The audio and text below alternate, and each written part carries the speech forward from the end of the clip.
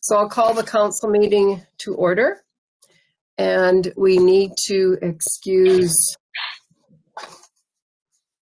Lionel and Tracy from the meeting, and I'm assuming that Clarence will get his concerns worked out, so he will be late arriving. So could we get a motion for that? Anne-Marie moves. All in favor? Opposed? Motion is carried. The minutes from January 7th. Any concerns or changes? If not, we need a motion to adopt them. Hubie? It's moving their adoption. All in favor? Opposed? Motion is carried. Call for post agenda items. Lane? If we could have a discussion on most funding allocation. This is the Municipal Operating Support Transfer Program that the Government of Alberta has announced for COVID impact funding. Okay. And Kelly, I believe you also have one. I do. I wondered if we could have a short conversation about advertising or education. And I'll explain more if you call the item on the agenda. You betcha. Thank you. Anything else? Can we get a motion to adopt the agenda, please? Kelly moves. All in favor? Motion is carried, which leaves us at item 6, question period, notice of motion.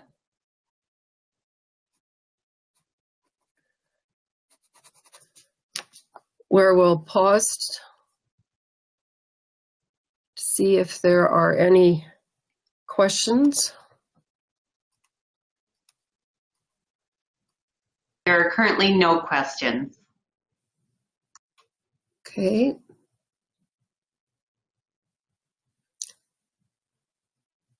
Do we have people with us today, Roberta?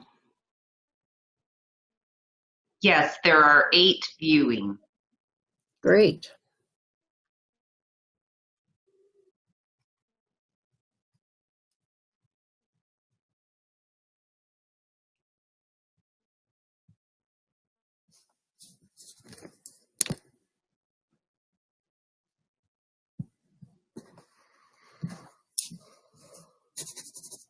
Well, I will suggest we move on, and if someone has a question, we can deal with it later. Okay, we will move on to Stuart is here with us. So we'll go to Stuart's item, which is item 9.2 on our agenda.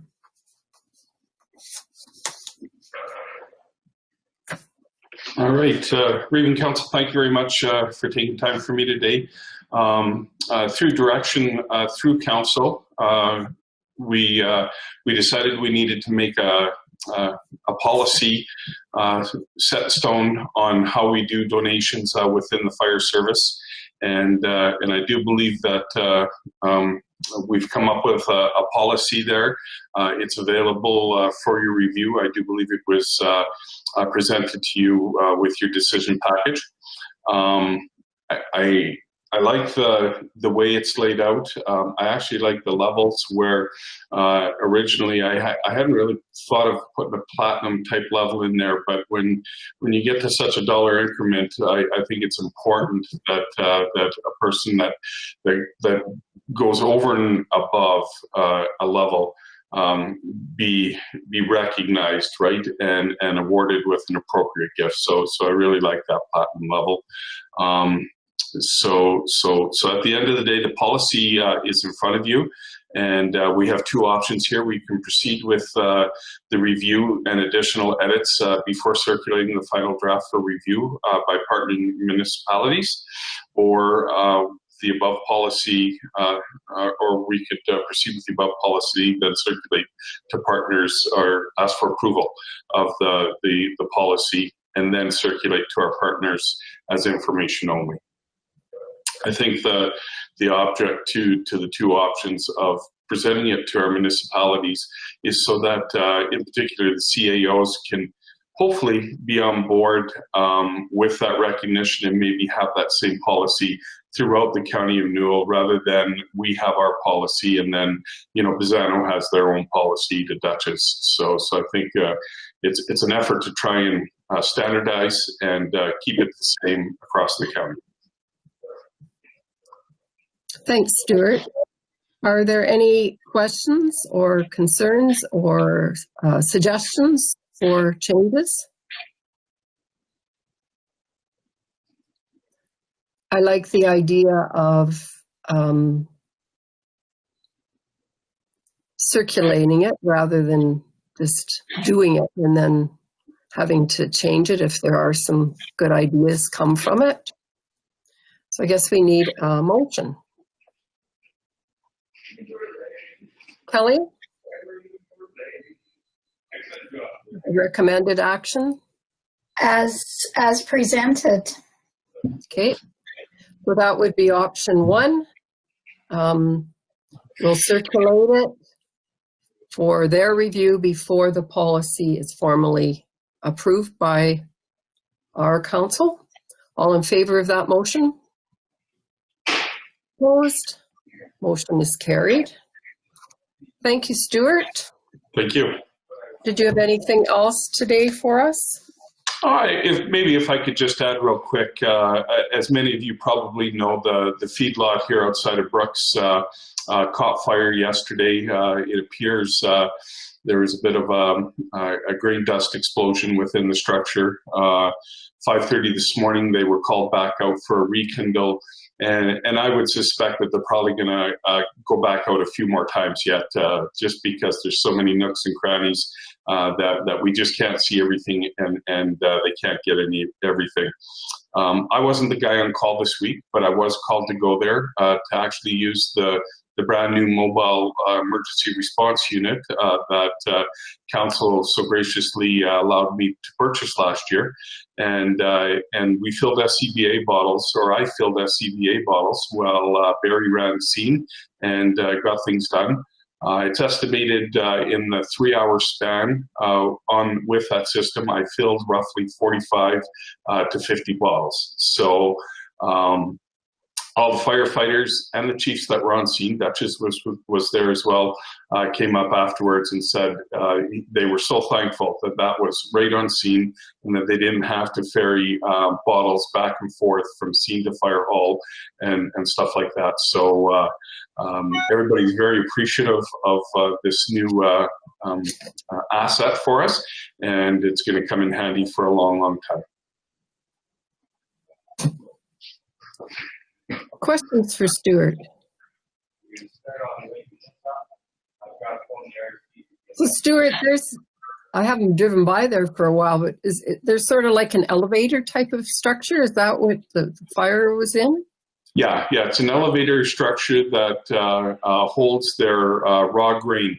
So I guess the way the process works is the grain drops into the truck moves over to another building where the antibiotics and whatever gets dropped into the truck and gets mixed in, and then they go and feed the cattle. So right now it's unknown how much of that grain is salvageable or not salvageable.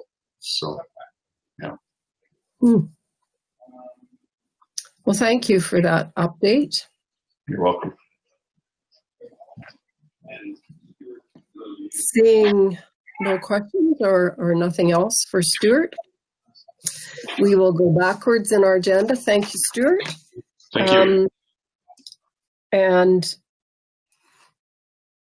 I'm not sure, with Todd being tied up with Ag Services business, if anyone knows if he's going to, if he is available or will be available, somebody has an answer. County staff, Ariana. We figured we could it's just the Ag Fieldman's report. If you have any questions, he could get them to you later if that's okay, but he wasn't going to be here to present. Perfect. Perfect. So we will take a look at that item then and see if there are any questions for people. Todd?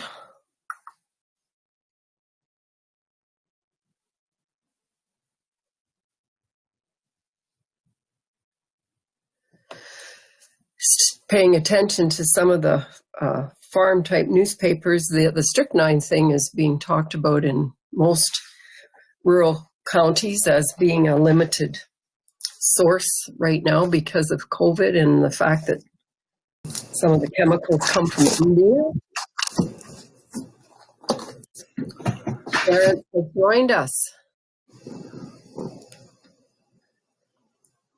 Any concerns for Todd? Questions for Todd?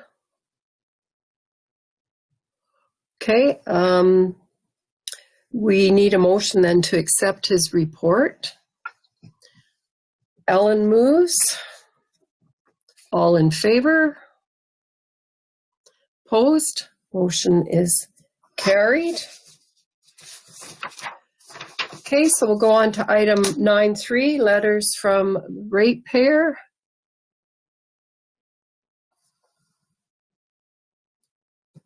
And we received the first one, and Kevin invited some feedback and received the second one. Budget discussion for sure, which will be coming up. But Kevin, I wondered if, and I think this might tie into our discussion about advertising and educating and some of the a better understanding of issues and the way municipalities work has to be, or how things function. But other comments? I'm just looking for the letter right now. There we go. Kevin. Thanks, Madam Reeve. Certainly these letters we could include with the budget discussion in April if you would like. That's typically when we deal with the topic is when the agenda item's on, but seeing that the new approach for communications in the paper and Facebook and that stuff, I thought we should probably do a little discussion. I can certainly take 10 or 15 minutes and provide some comments if you would like, or we can wait till the budget. Well, I think it would be good for to have a discussion about it. And as I said, I think this will tie into our post-agenda item as well. But let's, we've got, I wonder, is Stephanie's on at 10:30? Is Stephanie available yet? Just thought it would be better to not get stopped in the middle of a discussion. Maybe we'll just go on and, whoops, Kevin? Yeah, that's probably a good idea. There's Stephanie. She's there now. Hi, Stephanie, welcome. We will go back to item 9.1, our 10:30 delegation. Thank you, Stephanie, for being ready. Hello, can you hear me okay? Yes. Good morning, Madam Reeve and Council. As you may recall at the last council meeting, Matt mentioned that a collections policy was in the midst of being drafted, and I'm here today to present to you that updated policy, collections of overdue receivables, for your approval and adoption today. So I believe you have the updated policy in your package this morning. So if you have any questions for me or comments, I'm here to answer whatever I can. Thank you. Looks pretty straightforward. Any questions, Brian? Well, my question is primarily in the regards to the linear taxes that we had to say goodbye to last meeting. And I guess I'm just curious about what we're allowed to do within the rules and regulations of the Municipal Government Act, or when it comes to that specific category. And I guess I'm going to roll it back to something. If you were a private landowner and you're renting your property or a lot or something, and somebody didn't pay their taxes or didn't pay you for your fees for lease, what would your options be? You'd either lock them out, or you'd remove a driveway or put a barrier in front. And I'm just wondering what the options are in the case of that linear. Where we have oil companies and pipeline companies that need access from our roads to property sites, whether that's an option to push this along. Because when it comes to the inability to recover some of these taxes because of provincial rules, what do we have in our toolbox that is giving us some leverage in order to and I'm going to use the word force an oil or gas company to come to the table and square up with us. So I don't know if you can answer that, Stephanie, or whether I should have directed that to Kevin or Lane. But that was other than that, I think it's a great, what you put together is very, very good. So.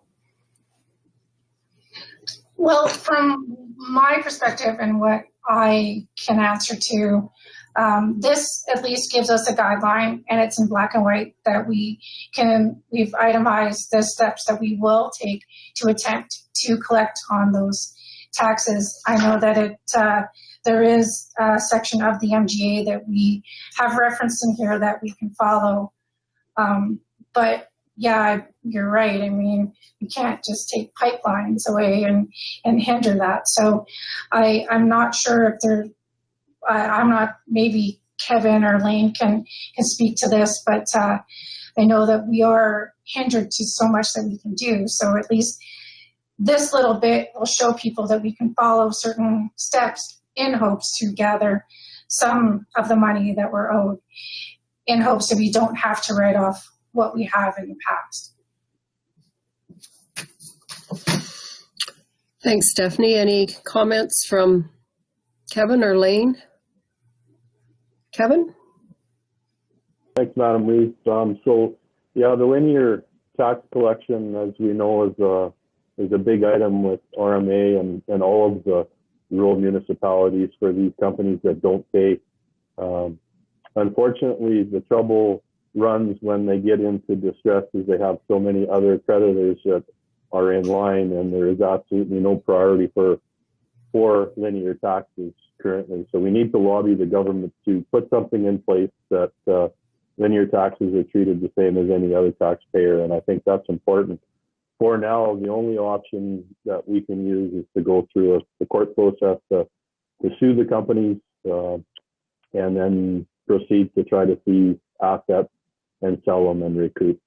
And you need to get in early with regards to that. So I've had a couple discussions with Matt about ramping up those efforts. They do get costly because you end up with lawyers and legal fees and all of that stuff. But right now, that's the option for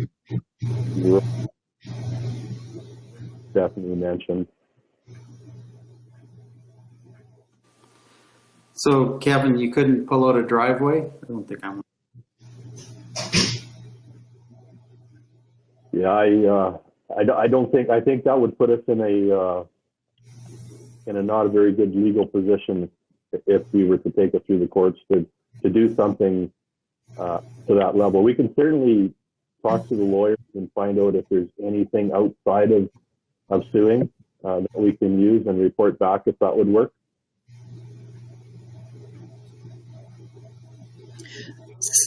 Wayne? I think if we went to the point of pulling driveways and stuff, then we might be in liable if something happened like an oil spill or something like that, and they can't get in there to alleviate the problem. We could be held liable for that. So I don't think that's a good policy. Clarence? How much money do we really want to spend on something like this? Because the case probably is that if we did have some legal avenue, maybe they don't even have money, because I've got a feeling that most of these that we're having difficulty with are in poor financial position. So even if we did win or get some avenues, where are we in the lineup as far as getting paid? And maybe it's just a lost cause still. Is that part of the thing that we should be thinking about? Kevin? Yeah, that's certainly what we found from our legal advice so far, is that when we started checking in to these companies and all the municipalities and the creditors that they've owed, there's clearly not enough at the end of the day.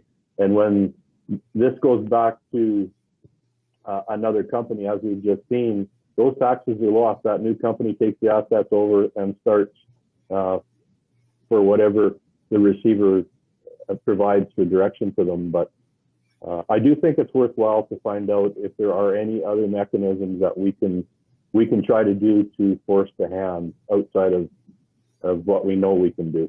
I think if we could report back on that, that would be great.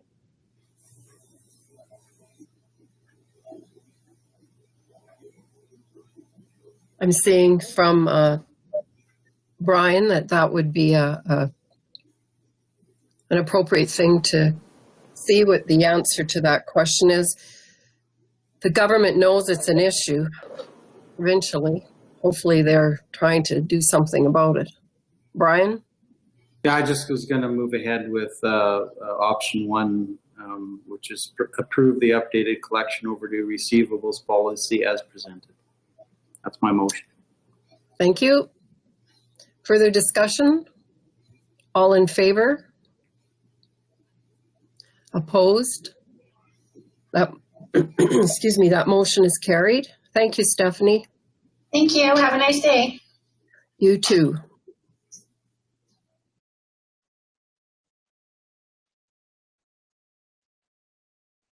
Can't hear you, Molly. I try so hard to control my mute button so I'm not noisy to everybody in the woo. Okay, we'll go back to the item about the letters, and Kevin had some information. So thanks again. I'll just provide some insights and some points with regards to those two letters sent in by Mr. Johnson. First, I think, we have to recognize, I know council knows that, we are the top dog in the game of running efficient municipalities. Certainly the numbers on municipal affairs data for financial reporting shows that. We've handled our operating, our efficiency, our capital better than most have. And I think we need to recognize that, if I'll use one example. If you were to give me the additional 56% of our operating expenses yearly, which is going to run around 15 million, I can certainly find Mr. Kenny's 20 or 30% pretty easy. And we'll keep the difference and we'll increase our operations to stay consistent with what the other municipalities are doing. So what that is telling you is that we're 56% lower on average with our total expenses for growth from 2009 to 2019. So it's something that we can look at. We've reduced our expenses every year. We keep them lean. We've reduced our tax revenue 7% in 2020. We have another projection for 2% non-res reductions in 21 through 23 each year. But I think first and foremost, the credit for where we're at has to be recognized, and it has to be attributed to your excellent staff that you have employed here, your strategic direction from council, your investments in systems and software, over the 2,000 processes and procedures that we've undertaken and completed. And I think probably the most important thing is your leadership and vision. And I think when we get into the letter itself, you know, Mr. Johnson talks about getting prepared for changes to oil and gas assessments. And I think we all know that there's probably going to be some changes, but to make the assumption that they're not going to pay any taxes anymore, I think is an unfair statement. And I do think we got to prepare for that 30% shift in 2024 that Mr. Kenny has been pushing. I think that, you know, non-producing oil and gas wells, he's going to reduce those assessments. To what level, I don't know. It is a concern, certainly. We all know that he's made the change that there are no new taxes for any new wells invested, oil and gas, for a 3-year period. I don't know if that's going to be a trend going forward. I certainly hope not. But oil and gas hasn't overpaid, not in this municipality anyway. I'm not saying that some mill rates aren't unfair, but taxation, you know, is supposed to be a value-based system. Oil and gas is regulated, farmland is regulated. Those are a couple that are somewhat different. But at the end of the day, we are going to have to prepare for that. So Mr. Johnson talked about paying off debt rather than having debt, and I think council knows, but certainly in 2020, we were a +3%, over +3% positive to utilize debt to finance versus what we gain on our investment. And I think we monitor that yearly. If it comes to the point where it isn't sufficient and we have the money, we'll certainly recommend that we take the penalty of paying these loans off, because there are early payment penalties in order to get out of them. And certainly that hasn't been the case with interest rates the way that they are. So also local improvements, as we know, are paid back by the benefiting parties. So those typically stay in for the term 20, 25 years, whatever they may be. So Mr. Johnson talks about administration and labor costs being high compared to farming. And certainly there's no doubt it probably is high compared to farming. But, you know, we can't compare ourselves to farming at all. We have to stay with municipal operations because we all handle similar business, similar service levels, and that's where we need to benchmark ourselves from. And, you know, our admin is about 9% higher on average than other municipalities. We know that. Of course, we've invested heavily in our IT, our systems, and the FTEs and those components. But I think, as people will know, that we probably saved over that 2009 to 19 period well over $100 million. So an administration cost of $400,000 extra per year is a pretty small price to pay for the successes that we've seen. And I think that that needs to be recognized. I think it's safe to say that the 63 other rural municipalities wish they were in our shoes with how we've managed things. And you can't manage these things year by year. You have to start year by year, but the real success shows up as time goes on. And we're really seeing the numbers that are huge.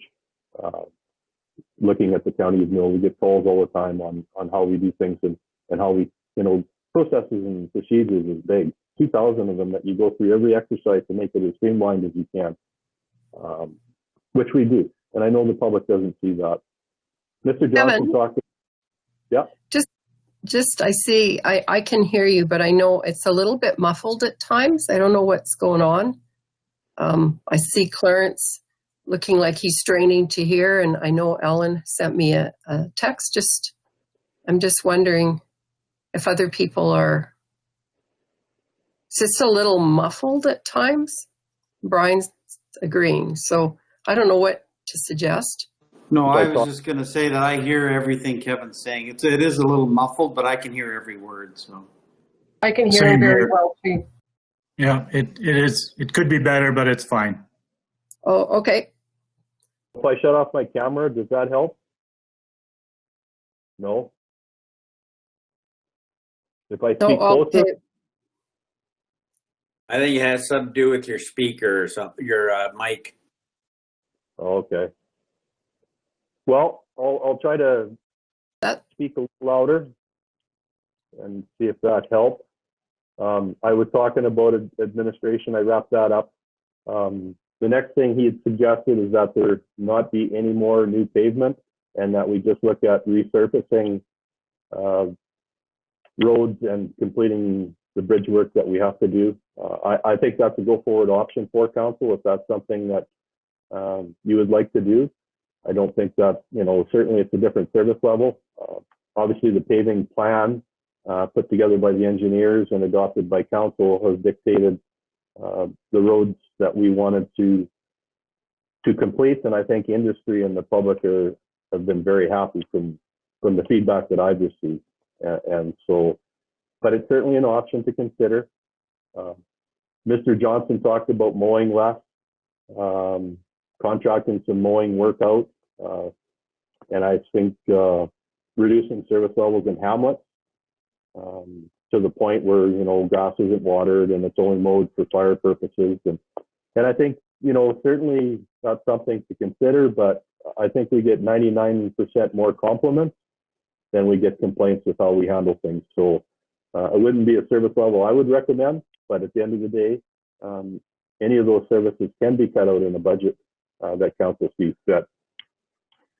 I think that Todd's area maintains about 260 acres. They do it for $11,000 per year, so it's not a huge cost. Obviously, the roadside mowing is the big one. It's $145,000 per year, but we're 20% cheaper on average than contracting that work out on the per hour rate. The numbers that he has, and he feels that we're 20 to 30% quicker because of the mowing speeds that our operators go to compared to what he has for industry standards. So it's a big difference, and it's nowhere near even zero. And when it gets close to zero, then we can look at it to see whether or not we should be contracting. But contracting is not an option. We are cheaper across the board, and I think we're obviously with how we do things makes a big difference. Mr. Johnson suggested fire equipment, keeping it for 25 to 30 years. But we follow the fire underwriter's recommendation, and I certainly wouldn't recommend that we get outside of that. He also talks about farm buildings as compared to new fire halls. I think we had that discussion, and Stuart is working on looking at reducing the cost and reporting back. But we don't follow the same permit process that agricultural buildings. They don't need a permit. They don't need to follow building code. It's like apples and oranges.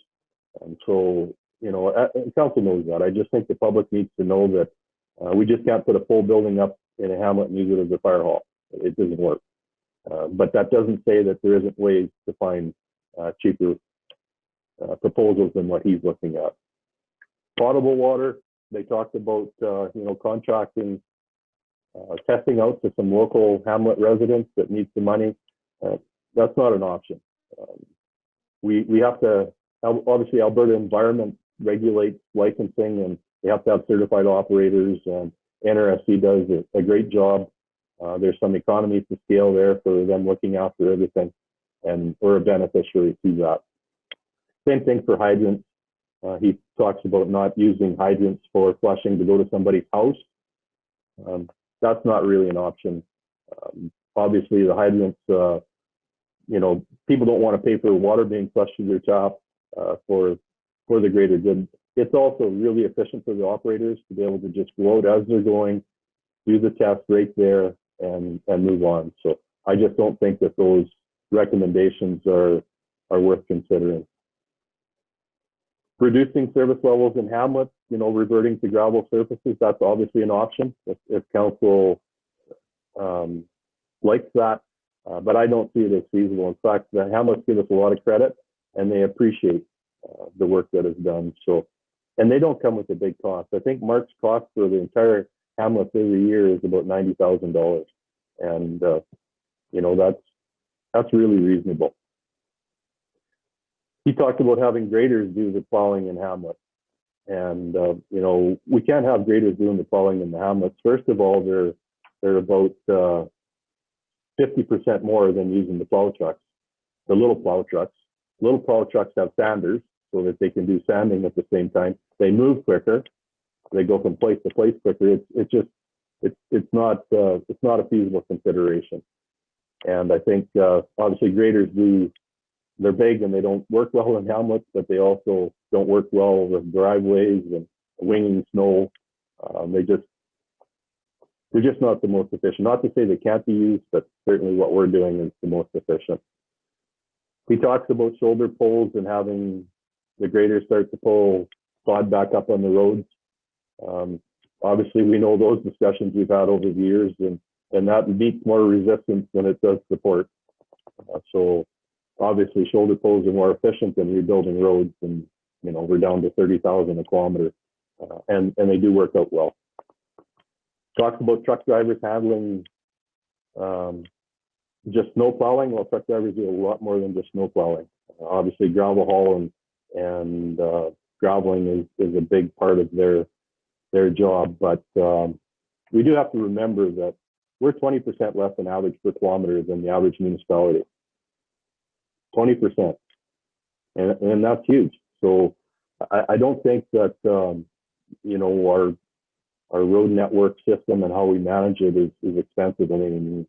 But we could make cuts in service level delay, from getting roads plowed in 72 hours to take it out to 144, or, you can reduce your fleet that way. But obviously that's not something that I would recommend. I think the way we're handling things is the best. Cutting the safety department from 3.5 to 1.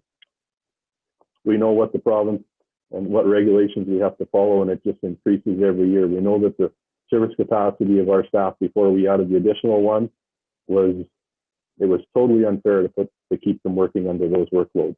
We also have to remember that half of our function is funded through a partnership with the city. So certainly safety is not something that I'd be prepared to recommend any changes on at this point. And then he talked about staff getting 2% in 2021. Well, that's not the case. All staff got 0%. Certainly something I'm not proud of, and I hope it's not a trend, because council knows what I believe with regards to cost of living adjustments and how they work out over time. But certainly with COVID, we can recognize that. And I'm just going to quickly jump onto the municipal comparison, just to give council and the public again. So when we look at the assessments for the county from 2009 to 19, most recent data on Municipal Affairs website, we've lost 21% compared to the average municipality rural municipality in Alberta over this period. Our net taxes are 37% less on average than the average municipal district in county over this period. Our expenses are 56% less on average from 2009 to 19. 56%. And that includes the big rural water system that we put in place, that we've added those expenses to that nobody else has done that I'm aware of. And we are second in municipal districts and counties for depreciated assets, meaning useful life for us is second highest for municipal districts in the county, in the province. And that's unbelievable to be able to manage expenses and capital that we've been able to do it. And we're only 0.5% off of the #1 municipality. So I think those numbers we have to recognize.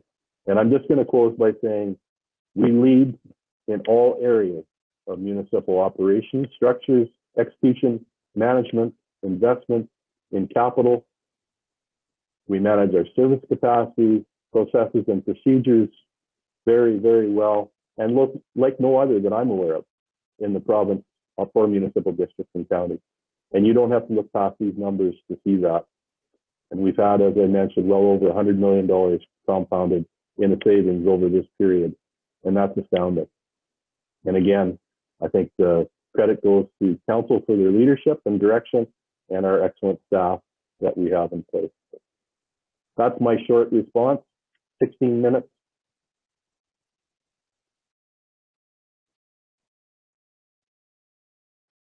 Thanks, Kevin. Clarence.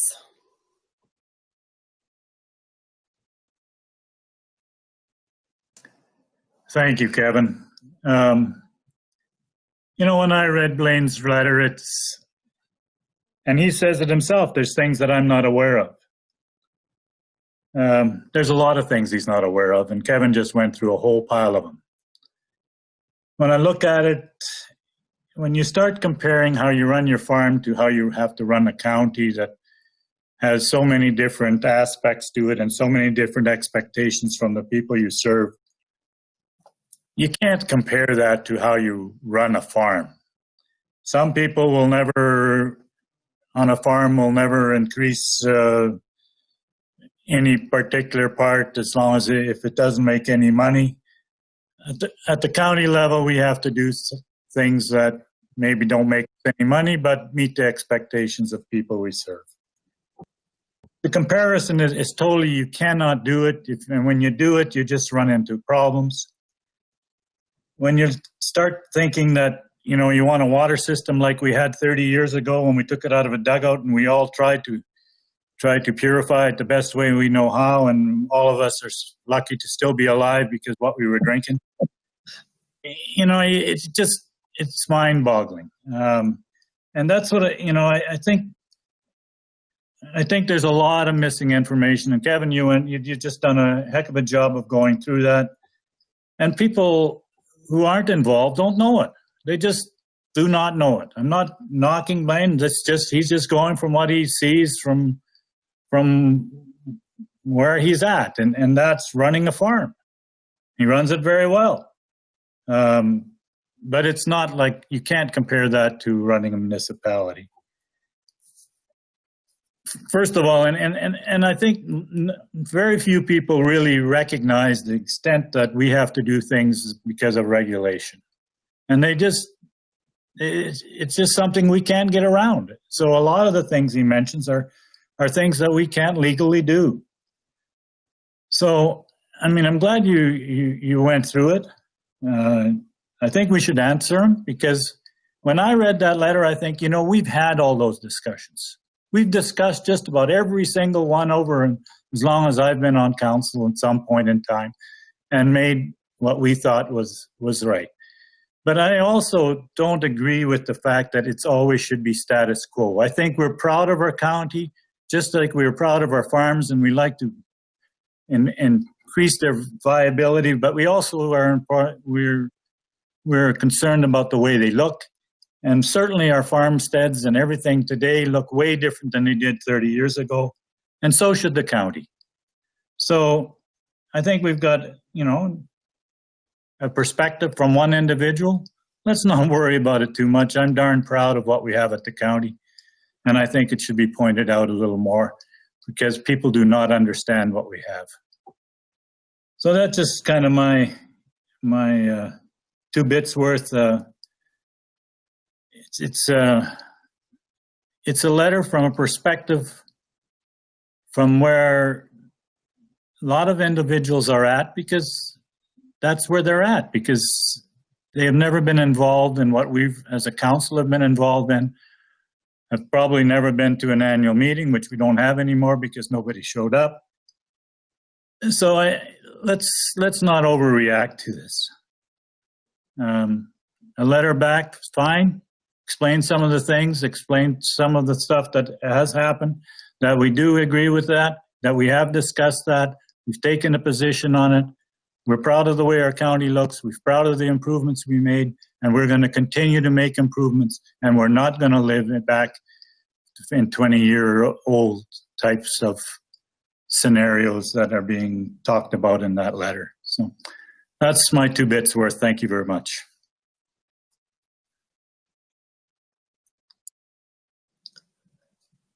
Thanks, Clarence. Kelly? Wholeheartedly agree with both Kevin and Clarence. I do want to enhance what Kevin ended off with by crediting his staff. I want to credit Kevin and the staff that he's accumulated around him over the years to make all of this happen. And I do agree that we do need to respond as a collective to Mr. Johnson's thoughts in a brief format, and then further to address some of these in an advertising education piece, and that's coming up later on the agenda. So yeah, thank you, Kevin, for all the work you do and for responding so eloquently today. Thanks, Kelly. Wayne? First of all, I want to thank Blaine and Holly for their concern and putting in, for taking the time to put this letter together. When I first got on council, I was going to fix the roads. That was the only thing I cared about. Then I discovered what councillors have to do and the things that happens in the municipality that we have to look after. And it's a huge thing. There's so much what Kevin and his staff look after that we take for granted every day. And it costs money to do this. And I understand where Blaine's coming from. He thinks we can cut costs down, but it's very difficult. And as Kevin has pointed out, we're doing a very good job at that. It's we have a very well-run municipality, and I agree with Kelly that we have to let our ratepayers understand exactly where the money's going and what the benefits they're getting from it. Again, I want to just thank Blaine and Holly for their concern, and if we had, I wish that more people in the county would pay more attention to what we're doing and be more involved, but I understand they have their lives to live too. So that's just my 2 bits worth, and I want to thank Kevin and his staff also. Okay. And also another point, the next council that comes in, they're going to have to deal with a lot more of this, I think. So that's it. Well, I echo thanks to everybody for their comments, and look forward to trying to develop a better understanding within our public of the work of municipalities, and that it is our job to provide services. And it's a different type of business due to the regulation and the legislation. And so we can carry on this discussion later on, because I see our delegation for 11 o'clock showing up on the screen. So that's great. We'll give a 2021 welcome to our enforcement folks and move to item 711 to Bruce, our staff sergeant from Brooks, with greetings and whatever he wants to tell us. Welcome, Bruce. Good morning, Your Worship and Council. Happy New Year, and thank you for having me. So I'll keep my report fairly short. My report is full of positives, I think. I'll start off with our stats from basically 2020. And what I'm really happy to talk about to Council today is that really all of my line areas are down. And specifically, I'll talk about a few things. So under my category of persons crimes,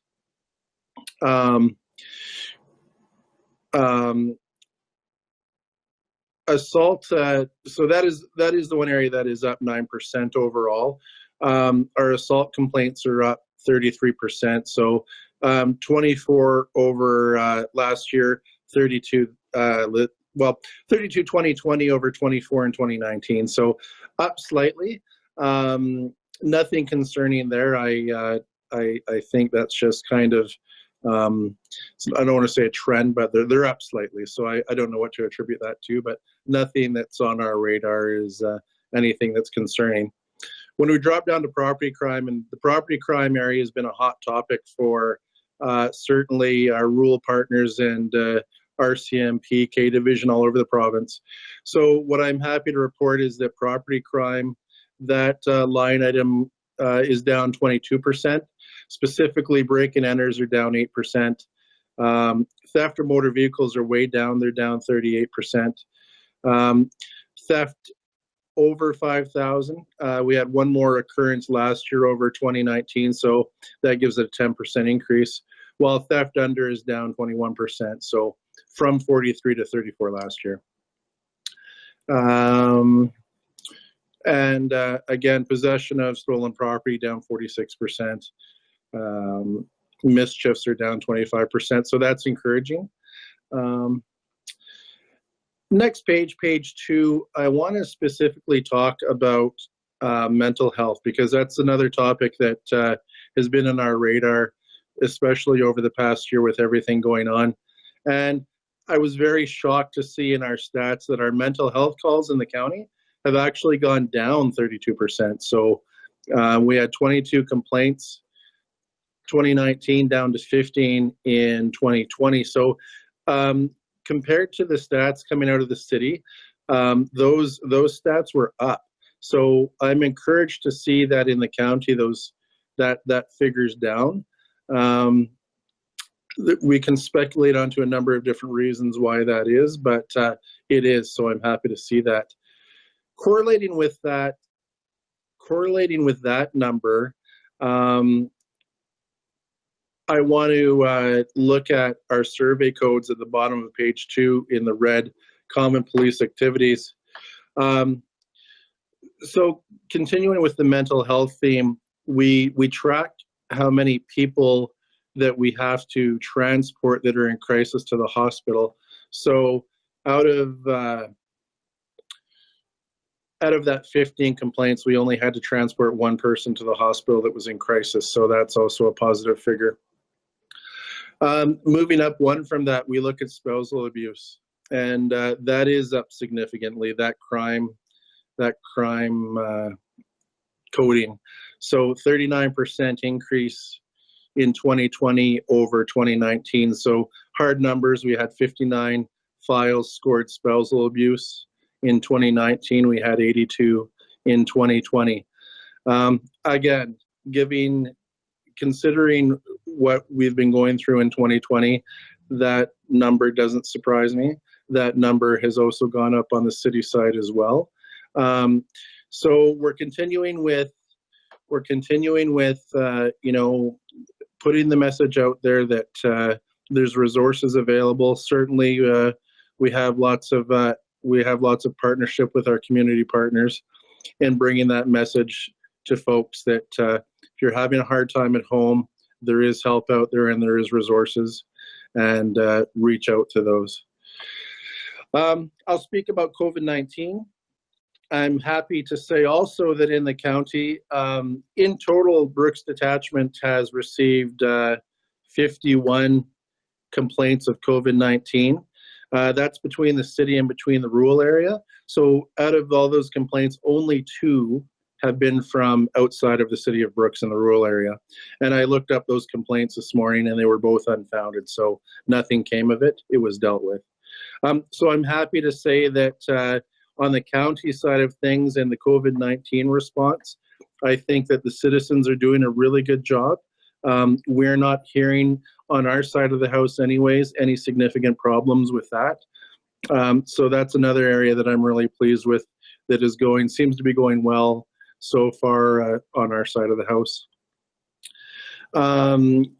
The APP priorities, we continue with enhanced visibility. The members are out doing regular rural patrols on a daily basis. And of course, we're seeing with COVID and with the lockdowns and everything else, we are seeing decreased traffic. So naturally, our MVCs and our impairs are down as well. So a nice byproduct, but certainly we want to see us get through this this time we're in and get kind of back to normal as well. So short and sweet, that's what I have for you this time around, Your Worship.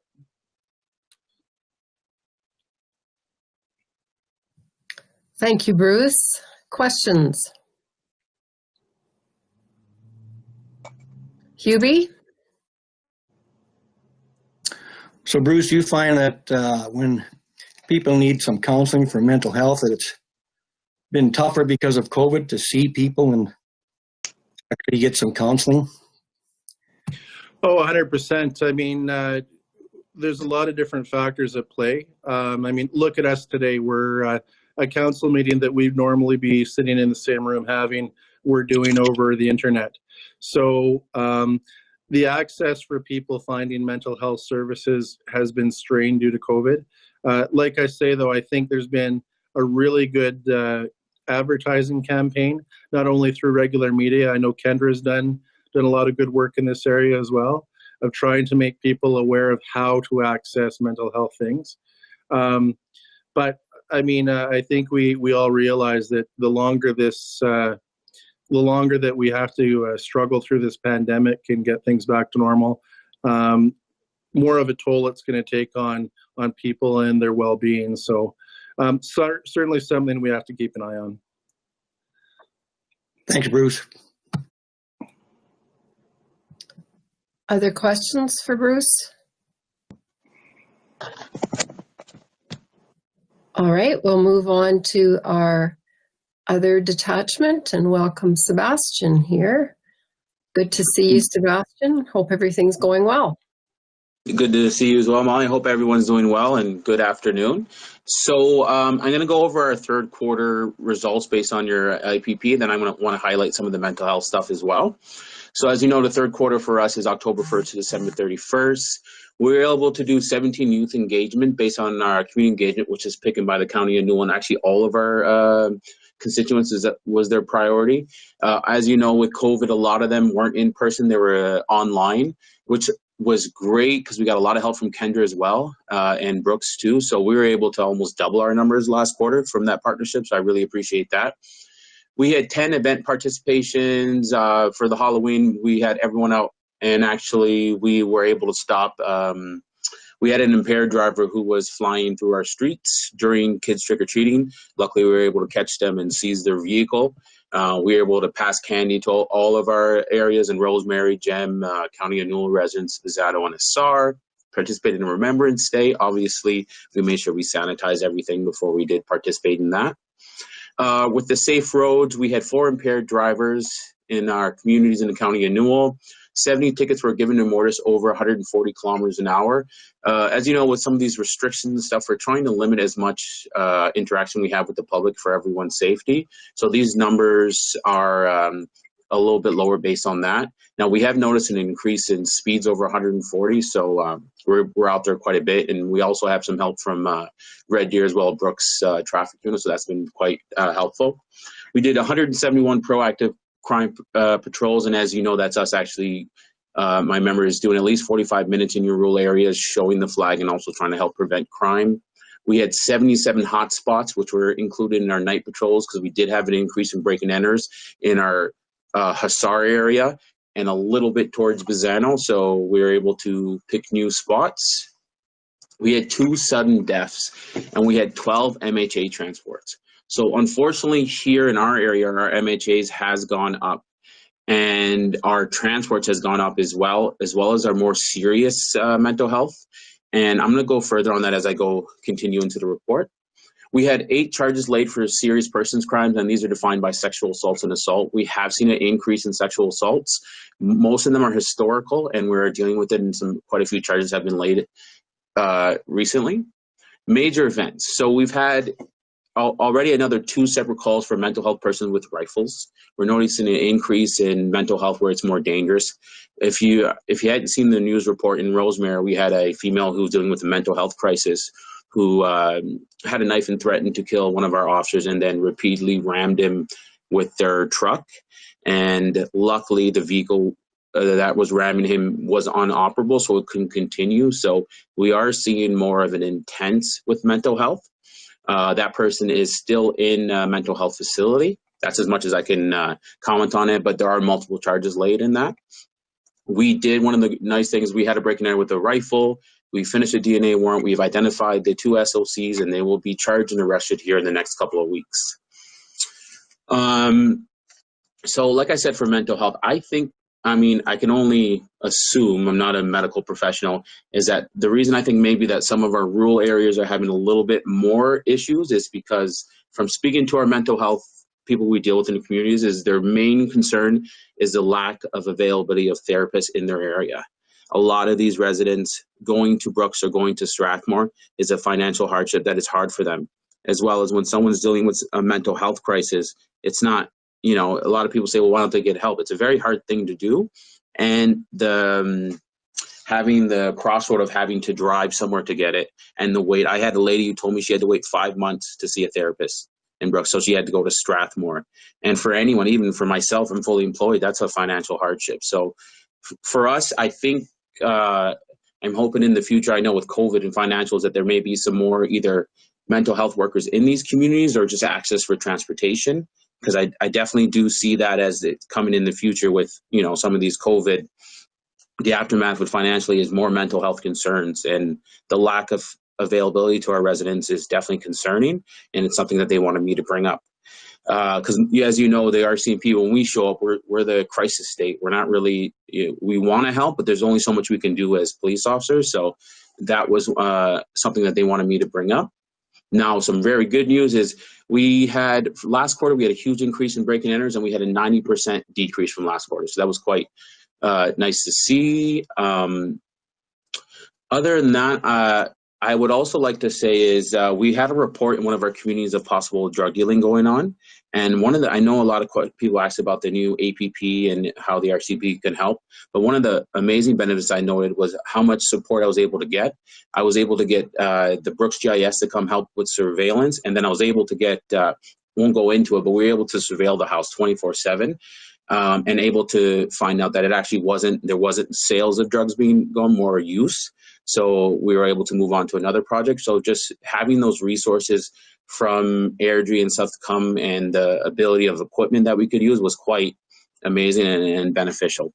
But other than that, I'm excited for Kendra's report and her report on our fraud month that's coming in March. We're going to start helping residents and warning them about some frauds.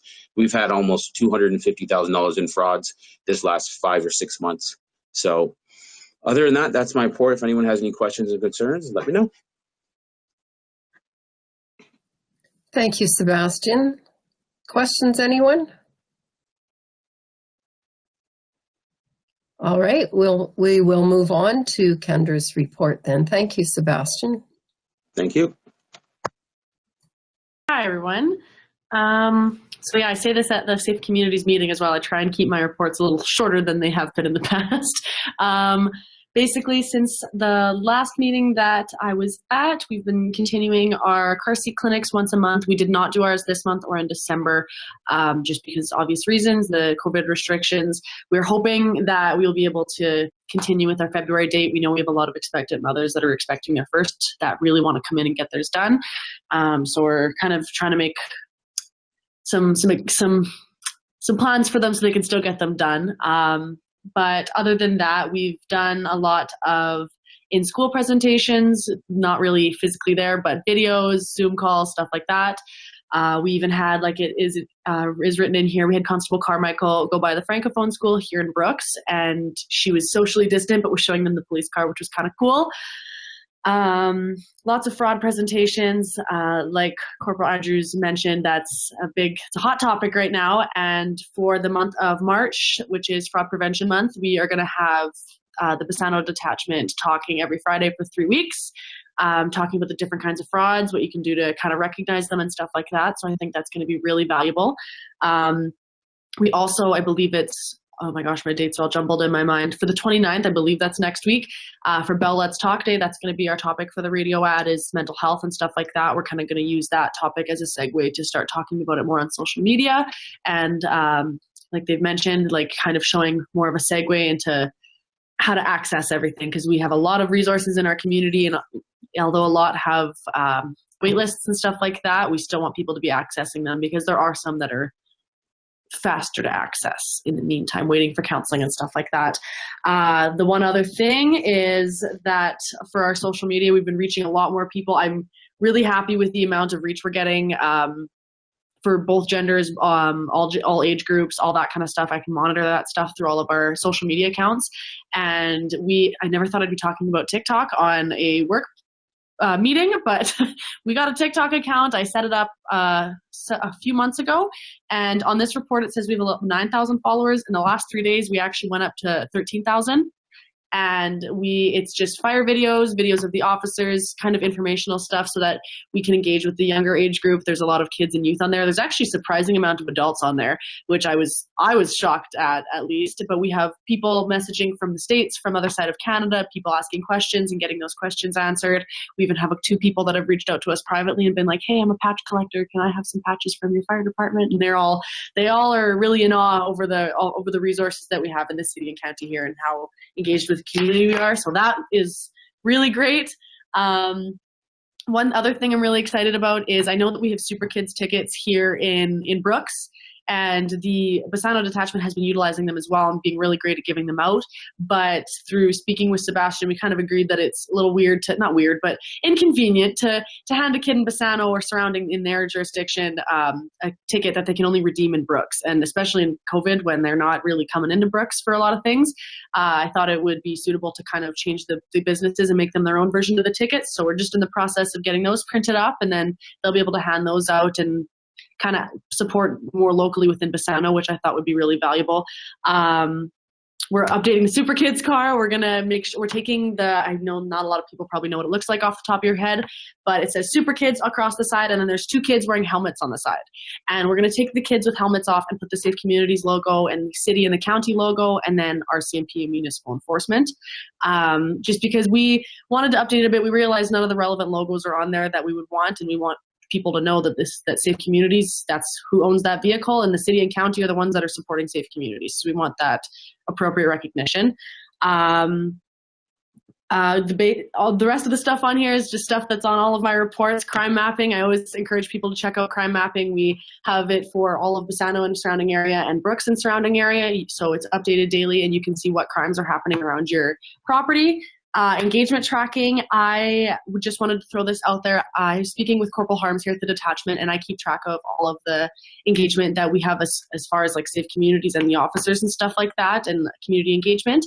And we keep like a really detailed document. So if anyone ever wanted to access that, even out of curiosity, you can definitely reach out to me and I can provide that.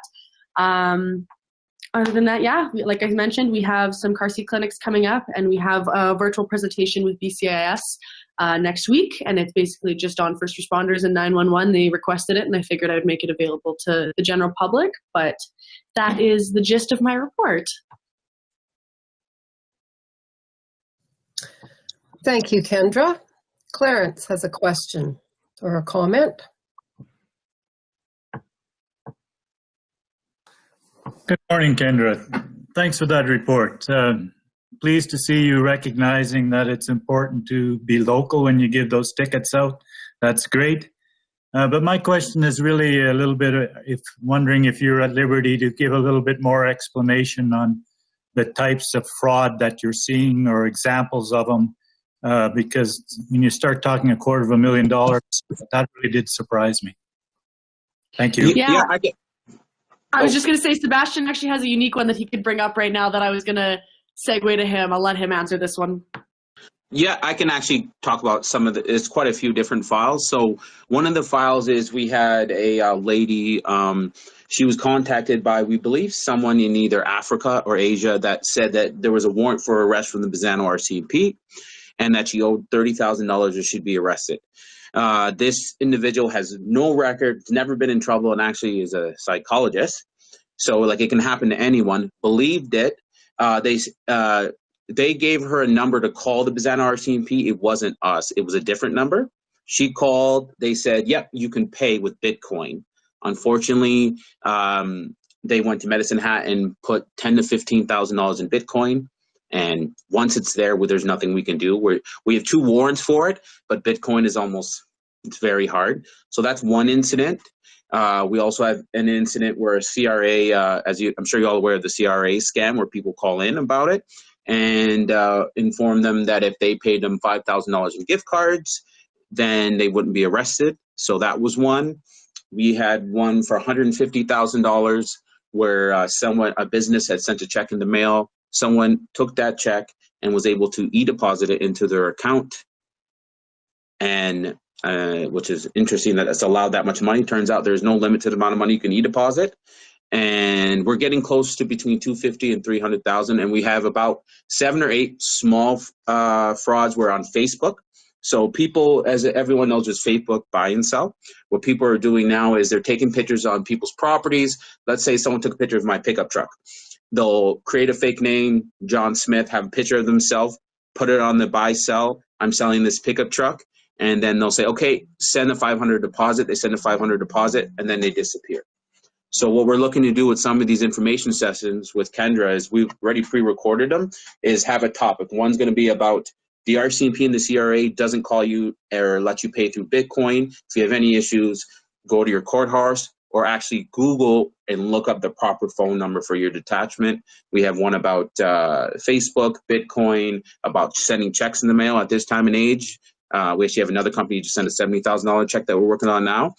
Sending checks in the mail is not a smart decision, but a lot of residents are losing $500 to $600 on these buy-sell sites. So we're really looking to give more information to them so they can be more warned and just be more cautious, because they can always just give us a call and then we can help them out is what we're trying to preach. So that's kind of what the frauds we're looking at. I don't know if that helps you out or if you have any more questions about that. Oh, that's great. Thank you. Mm-hmm.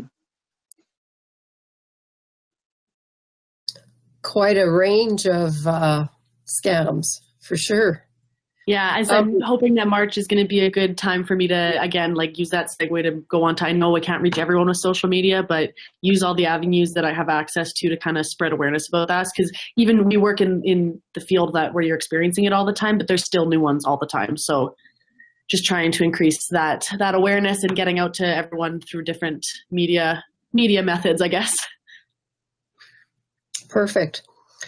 Just on the mental health problem, it's always been there. I think the funding and the access to the services, but it's certainly the need has accelerated. And I sat in on the Palliser Health Triangle Advisory Board meeting the other day, and provision of mental health services in our small communities in particular was a topic that everyone brought to the table.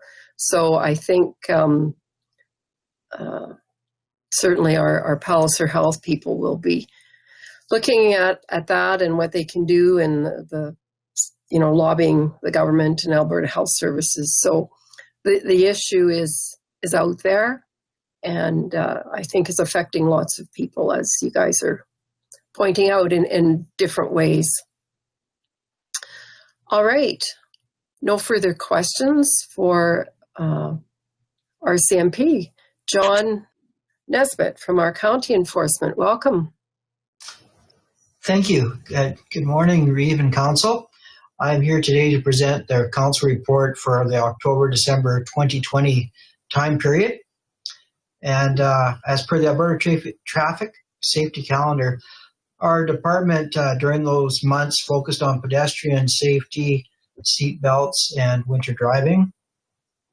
There were 48 warnings issued and 31 tickets served by our department for county matters. During that time period, our department did conduct joint operations with the SPCA and RCMP. Our department investigated 34 files also during this time period. And our department is continuing to utilize the speed signs to help educate the motorists and to collect data when needed on traffic patterns related to speeding.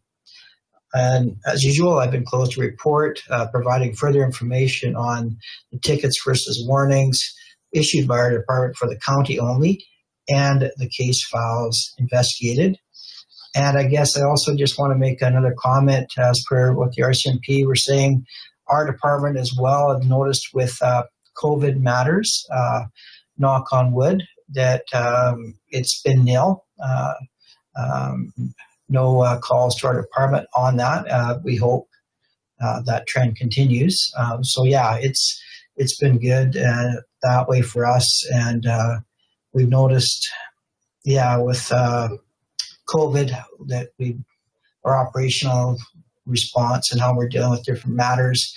Obviously, we're keeping COVID in the forefront of how we deal with stuff, even traffic matters. So I just wanted to bring that up because I know it's obviously still a big thing right now going on. And that concludes my report for that time period. If there's any questions. Thank you, John. Hubie has a question. John, I noticed you had an incident in Division 2 about unauthorized road use. So I was wondering if you could elaborate on that, what that was about. Division 2 unauthorized road use. I would have to confirm that, Hubie, to double check. I'm just trying to think. Normally when we have an authorized road use file, a lot of times what we're finding is that in the past it's been people going out with a tractor or such forth and taking like gravel off of the gravel road or on the road allowance, i.e. the county ditch.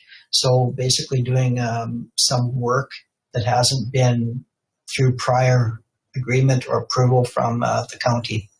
And I'm guessing, I could go back and check, but I'm probably pretty confident saying again, it's probably the same thing, like I say. Okay, John. You're welcome. Any other questions? For any Your Worship, it's Bruce. If I could just have a second to speak about Safe Communities. Yes. So it's been a year since we've had Kendra in that Safe Communities facilitator role. And I just want to speak to what a great asset that position is for, I'm sure I echo Sebastian that she does really great work for us and for the county and for the city. As you well know, Your Worship, the police community relationship is extremely important, and that was quite highlighted last year. And all I can say for Kendra is, she's very full of energy. She's very social media savvy, and she does great work for us in getting the message out and focusing on those hot topics and just really strengthening our relationship with the community. And I can't say enough about the great work she does in her shop. I would encourage yourself and your counselors that if there's anything in particular that you'd like to see from Safe Communities, bring it to Kendra. Hubie's on the board, so he's another point of contact. But again, I just want to say there's great work being done out of her shop. Her position is really, really great for us, and I look forward to her continued optimism and energy going into 2021. Bruce, our department would like to echo that as well, with appreciating Kendra when she's helped us on some matters too. Thanks for bringing that up. Agreed. Wonderful to hear. Clarence. Those comments, Bruce, makes me wonder a little bit if that part of the department doesn't need more personnel. and I don't know, I'm just wondering, because it's very, very important and it affects people right at the ground level. It's the positive reinforcement rather than the negative, and I think that's a big part of policing, and I think you probably agree, but I just wondering if we have enough personnel in that kind of position. Yeah, thanks. And what I'll say to that is that that's why I kind of wanted to bring up the topic, because of course, Kendra's position is funded from the city and the county jointly. I'm not sure what the mix is, but dollars are always an issue. What is great about having that safe communities position and specifically Kendra is that a lot of the times on our side of the house, the RCMP side of the house, our media relations people are in Edmonton. We South Alberta District, which is where we're located, we do have a devoted media relations position, Corporal Tammy Keibel. But a lot of the times that's just sending out the facts. What Kendra brings to the table is she brings the local perspective, and Kendra brings those good news stories to us. So I completely agree. If I had another Kendra, there was two of them with her energy, we'd be all stars. But as it is, I think she's doing really, really good work. I'm happy to see her in that position. We just completed her one-year assessment, which of course was flawless. So you're right. Getting that message out there has to be the forefront, and certainly Kendra's doing great work with that, and I'm happy with what we have so far.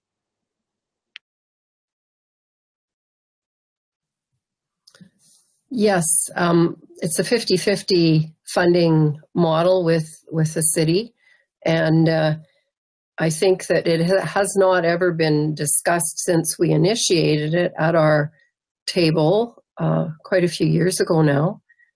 The importance of the position has never been questioned, and I think getting out the positive is a difficult job because people seem to glom on to negative, unfortunately, and the negative, bad news travels a heck of a lot faster than good news, it seems, and sometimes facts don't figure into the way people make their decisions about things either. So the more we can do, the better. And I personally think that it's a conglomeration of all of you folks that have come to report to us and your attitudes and your approach at the present time that make this a real team. And it's great. The work that Kendra's been able to do for and within Bassano with Sebastian and with John is an extension of perhaps what maybe has gone on in the past, which is what we as this county of Newell Council have always strived for, and that's looking at how we can help the whole region. So kudos to all of you, and I can't believe, Kendra, you've been with us a year. That's I guess because of COVID, the time it's a time warp or something that's happening, but congratulations on all of your success, and thank you to all the good people you work with. Kendra. Gonna say I wasn't gonna go on very much, but my job would, I'm just gonna go on and be positive still, but my job would not be possible if Sebastian and Bruce and John weren't as willing to be engaged and help other people be engaged as they are. If they weren't, then it would just be me poking them on the shoulder consistently, being like, hey, let's do something. And I don't have to do that. I have to shoot them an email. I have to stop by one of their offices and throw an idea their way, and they're gung ho ready to help out and make it possible. So that, yeah, I would not be alive if no one else was willing to participate. Well, thank you. Thank you so much to all of you. Hubie, last word. Kendra, getting back to Bell Let's Talk Day. Does Bell donate money to the cause for every call that comes in? I just wanted to elaborate on that. Yeah, so basically it has reach in a lot of different areas. I know the biggest way that they are getting I guess, recognition for is via social media and stuff like that. So I know that one really popular way that I always see it every year is they'll be on like all social media, like Facebook, Instagram, Twitter, all of that stuff. And they have like a post, they'll post something. And for every person that shares it, they donate a certain amount of money. I cannot remember how much it was, but it's like a certain amount of money per post. And per every other engagement, if you text a number, if you call the number, if you any of that stuff, and they donate per how much engagement they get. And we actually brought this up in one of my previous meetings, and we found out that who they donate to is like various different mental health organizations throughout the country. So it's really, really widespread, and the money goes to really good use. So I'm trying to get, like, it's a perfect time to try and get that out there, because it really is, like, it's for a really worthwhile cause, aside from the fact that mental health is already a worthwhile thing to spread awareness about. But yeah, I definitely see a lot of benefit in that one particularly. Thanks, Kendra. Good job. Thank you, everyone. Hopefully in 21, we'll get a bit of a grip on this pandemic if the vaccination program works. Hopefully that will. Another huge area of communication and coordination and building the level of trust within a lot of people, I think, to understand that vaccinations are a good thing. And yeah, be an interesting time moving forward with that one too. Thank you, Kendra, Bruce, Sebastian, and John. Appreciate all the good work you do in these interesting times. Thank you, Council. Thank you, Your Worship. Thank you. Have a good week.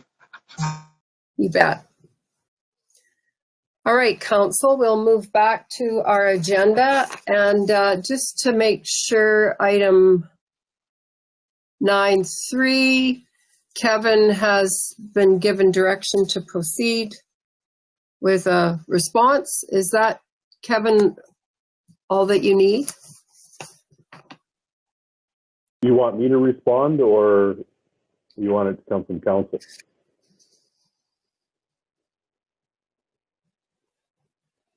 Well, ultimately, it's one and the same probably, but I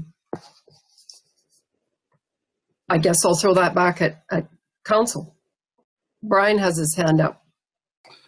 Well, I have a different line of thinking. I think I would have just accepted this as information. I know that's contrary to what my colleagues want, but this is a change in direction that is, when we get letters, and I'm not trying to minimize it, but I think it is quite contrary to what our direction is, as far as what we've supported in the past, as far as our council. And I'm proud of what we've accomplished, and I'm as I want to echo what Kelly and Clarence said as far as our administration and our colleagues. I think what the letter tells me is that somebody has a huge difference in the way that they see this. Their direction would be for council. So. But I would accept it as information. I wouldn't go any farther. I guess what I would like to do is expand on Kelly's post-agenda item, and maybe then make a decision after that, because I'd like to flesh out a little bit what the communication on what her post-agenda is would look like, and maybe that'll change my mind as far as a letter. But right now, I wouldn't support a letter going back to Mr. Johnson. All right, well, we could certainly carry on the conversation at that discussion point. So we'll move on to some other letters then. We've had a request for a letter of support from the Brooks Bombers Baseball Club. Lane? Yeah, so the Brooks Bombers have submitted this letter of request. As an organization, they have certainly been impacted in a significant way, as have many organizations in the area. It wouldn't be a problem at all to provide the letter of support that they have requested, or at least it should not be a problem. The one thing I'm wondering is if it might be appropriate to also suggest that a similar approach be submitted to the city of Brooks. And I don't know if they have reached out to the city or not, or possibly even to joint services, because I think that the more and broader base their support is, the better off they will be in their efforts to increase awareness of need for assistance for their program and for the league that they're a part of. So that's just the comments that I would offer at this point for discussion with council.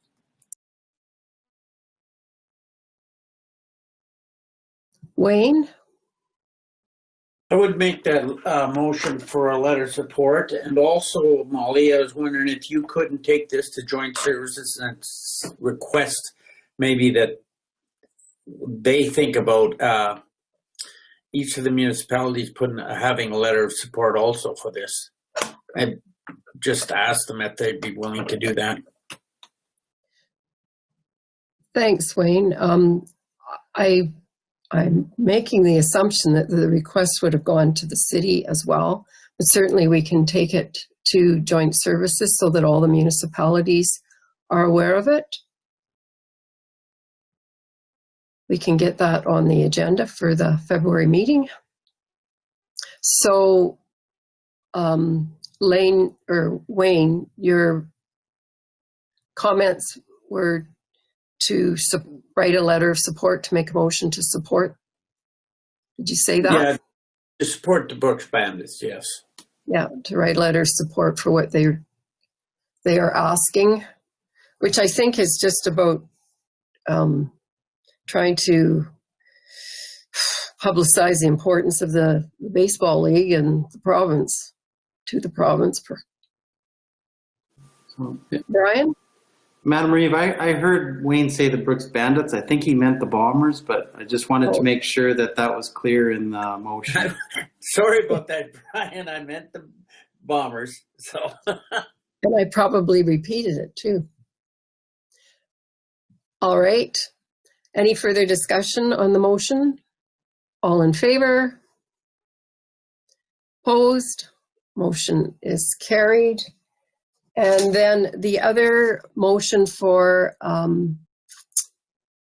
proclamation, I guess, was sort of missed at the time, and Ariana had received another request, and it is a local request for a proclamation to make November 20th sort of an annual time for National Day of the Child. As grandparents, most of you probably think every day is National Day of the Child, but anyhow, Brian. I would be more than happy to make that motion for the proclamation request. All right, all in favor? Opposed? That motion is also carried. And that takes us on to the Rhapsody Health, another letter of support for the Healthcare Heroes Award.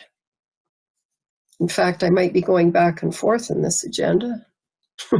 Anyhow, I'll make that motion. All right. Any questions? All in favor? Opposed?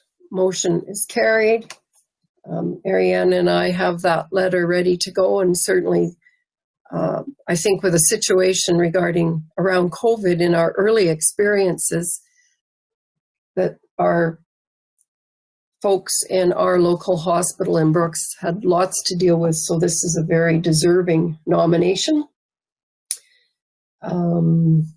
Okay, the spring convention, meetings with ministers.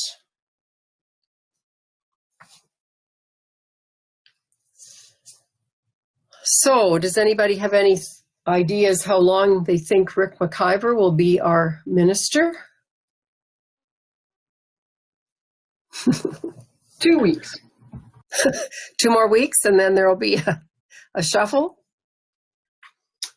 Should we delay further to decide whether or not we want to meet with Municipal Affairs? And I think the other one that was in this request was to do with meeting with someone in regards to the SEWA application.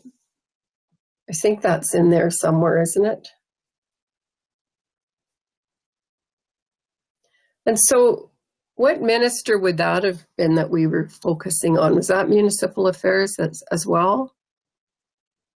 Brian? I think I was thinking it would be more about environment, but definitely municipal affairs would be. Yeah, it's one of those ones where I think it covers a few different ministries, but I would hope that it would be environment and parks that would probably be the lead on an application like that. It would come across their desk first. But maybe Lionel has more information. But I guess what I had my hand up primarily is if Kevin had any more information on when it comes to the assessment model review stuff. When I was talking prior to our Foothills Littleville on a private chat with Robin, the previous chair, he was talking a little bit about what some of the work that their assessor had done in Cyprus. And I was just curious whether Kevin was aware of any of those things. And they had sort of a new direction, and he was going through it quite fast, and I didn't really have a chance to dig into it too much. But I thought, Kevin sort of has his pulse on a lot of these things. So I was just curious if he had a chance to understand that a little bit better as far as proposal that they were going to hope to bring to the minister as far as the assessment portion of it and how to deal with it on a little different way of thinking. So I was just curious. That question was for Kevin. I don't know if you know. Yeah, through the chair, I'm not familiar exactly what Cyprus is doing in the proposal. I do know that they had originally considered an option for commodity prices tied to assessments. So when prices are down, assessments are lower. But outside of that, I'm not sure. I know internally here, Kevin Halstead has been working on comparisons between Saskatchewan and Alberta, so that we have the information about at least in comparison to them as to whether Alberta is reasonable or not. From the provincial level and RMA, I think they're working on the file, but I haven't heard too much activity on it.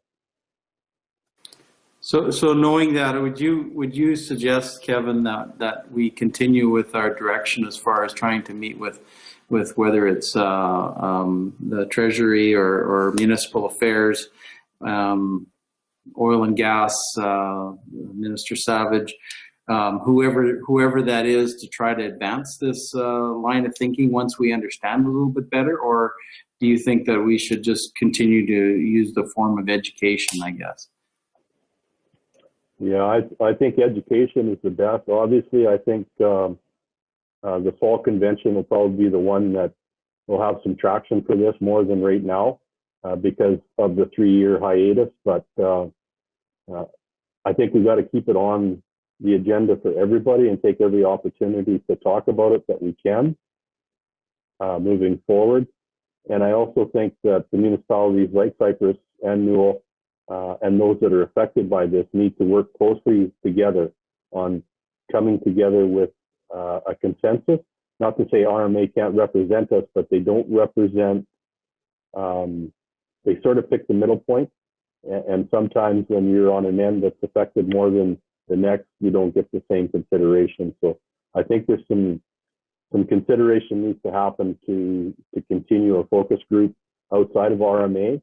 But time will tell to see who's going to actually be working with them on this project.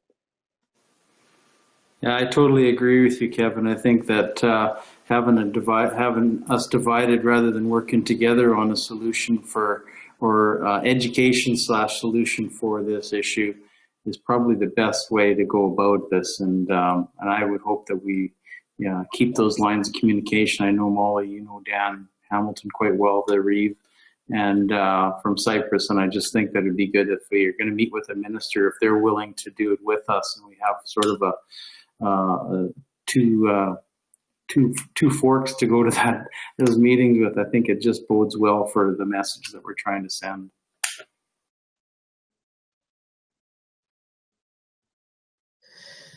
Yeah, I can certainly keep in touch with him. And he has commented to me that they were working on stuff, but I don't know if it's or their administrator, Terralyn, is working on stuff. So I don't know if they've completed it and we did include them in our last meeting. So I'm hoping that if they're coming up with something, so I can touch base with him for sure, Brian. That's not an issue. Provincial budget is in February, right? February 25th or somewhere in that time frame. I'm just wondering if, and so convention is the 16th and 17th. So Ariana, we have not heard, ministers aren't have not sent out invitations for meetings at this point in time? No, they have not. Just the only one we got was the one from the previous Minister of Municipal Affairs, and nothing since that I know of. Right. So I guess we could wait for another couple of weeks also to further discuss if we want meetings. As far as these online meetings, they're not that hard to organize. If a minister wants to hear us, it's not like we have to even wait, I don't think, for RMA to happen these days. That sort of whole tradition has changed, I would say. So perhaps we can put it off till our first meeting in February. Keep it on the agenda. Does that sound like a plan, Brian? Yeah, I just totally agree with you, Molly. I don't think we need to wait to a calendar for a convention to do this, because we're going to be doing the same format as we have previously, which is an online, and it might actually be more effective because they actually can devote more time rather than having a 15 or 20-minute time slot. Especially if we have two counties that are willing to put forth some ideas or do some lobbying for that, it might be more helpful to be able to do something outside the convention and before budget time, because you never know what that budget's going to tell us. That's the scary part. And if we wait till March, it might be, well, the cat's out of the bag and now we're trying to stuff it back in there again. Clarence? As you know, I've often made comments on these meetings with ministers. I really think we should put on paper what we really want to meet him about, and then send a letter to Municipal Affairs. We haven't got a minister right now, but put it in the works that, if it's the assessment that we want to talk about, that should be on there, and some ideas about it. I think it helps ourselves to formulate what our points are. It also introduces the topic to the department, and then to follow that up with a meeting with the minister, I think would be more effective. So if we can kind of put some of those thoughts together and do that, that would be great. Maybe a combination of yourself, Molly, and our staff, and get some meat to what we want to meet about, and send that notification to the department. I don't think we should meet with a minister until we have a permanent one, but it doesn't hurt to send the department some information of some of the questions we'd like answered. And I'm not sure I know what all those are, but I think we should put some thought to that.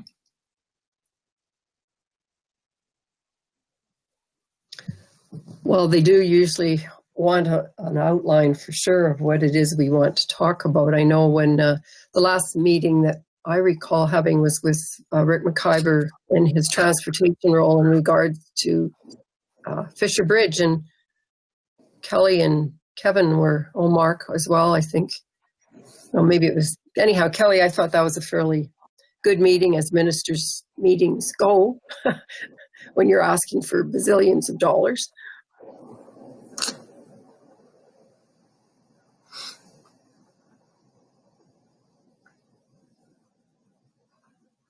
So, Madam Reeve, would you like a letter or a motion to write that letter, or I tend to agree. The more that we can be in their face, whether it's on paper or via the screen like we are today, I think we need to take those opportunities, make those opportunities actually. So would it be worthwhile to check in with Cypress County on this issue, or before we get into writing a letter, or do you want this to be a County of Newell initiative on its own? Because I've heard sort of two different streams of thought here. Clarence? My point is, I think we have to send the information first and kind of do some lobbying beforehand before we have those meetings, so that we first of all think it solidifies where we're at. And if we're going to meet jointly with them, then I think we have to know where Cypress is at so that we don't contradict each other. That's certainly, and we don't have to, I don't think we have to do it together, but I think if we're going together as to the minister, we should make sure that the points that we're going to be discussing are known beforehand. And I think that it's important. I just don't like going into a minister and he gets hit cold with whatever we're trying to lobby for right off the bat. I just don't think it's effective. And anyway, that's just my opinion. So I think if we're going to write something beforehand, and if we're going to go to them with Cypress, then we should know where Cypress is, and so that we lay the foundation for that meeting.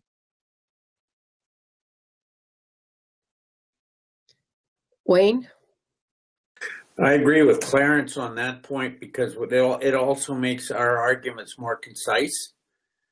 If we can have everything down on paper so he knows what we're coming at, and then we make our arguments very concise, then it's not jumbled or anything. We can actually have a very organized meeting that way if we follow this scenario. But I also have one more suggestion. We have a meeting with the environmental minister, and maybe we've already discussed this and I've missed it, but when we ever go to do a project and we need an environmental assessment or approval or some such thing like that, it can take forever. And we should work on the environmental minister to try and speed that process up, because it's not just us, it's right province-wide. When anybody wants something done, it takes forever to get environmental approval. And that is something I think everybody could be lobbying on. And the only time I've been in the room with the current environmental minister or Minister Environment, he certainly was aware of that concern. So this conversation back to the assessment review has gone right around. I will check with Dan Hamilton to see if maybe Kevin should be talking to their CAO to see what their ideas are, because there's no way we should, these two big municipalities, be doing something that's contradictory with one another. So I'll get that conversation going for a start. And so then we can sort of work on a together plan, or if it's going to be a separate plan, then that's going to be quite different. It's no good. Yeah, I hope it's a together plan, because our two municipalities are so similar. So I'll do that. I'll check with Dan and encourage him to have his administrator talk to Kevin if they in fact have built something or have a plan in place, because it'll involve stuff and numbers, I'm sure, that make better sense to administrators than people like me. Ariana, could you keep the environment minister on our list? And hopefully we'll know who our municipal affairs minister is going to be. Emery's predicting a couple weeks. So I'm going to suggest once again that we put this off until our February meeting, and I can bring back information from Cypress as well. Does that sound okay? Yes, I hear heads nodding and see fingers not the middle fingers. See the thumbs up, I should say. Not fingers. Big difference. All right. We will go on to, okay, it's 12 o'clock, guys. Did you want to finish off the meeting or do you want to take a break? What are your wishes? What was that, Wayne? Finish her off. Forge ahead. Is that okay, guys? Well, do we have in-camera stuff? I'm sorry, I wasn't there for the beginning, so I don't know. We don't have in camera. We do have a couple of, Lane is going to talk about the funding allocation that's called MOST that came out of the COVID, and we're going to talk about our advertising and education piece for the selection. Can we take a 5-minute break, bathroom break? Get some snacks? Sure. Will that work? Okay, we'll take a break. Catch you in, how about 10 minutes? So that's at 12:10.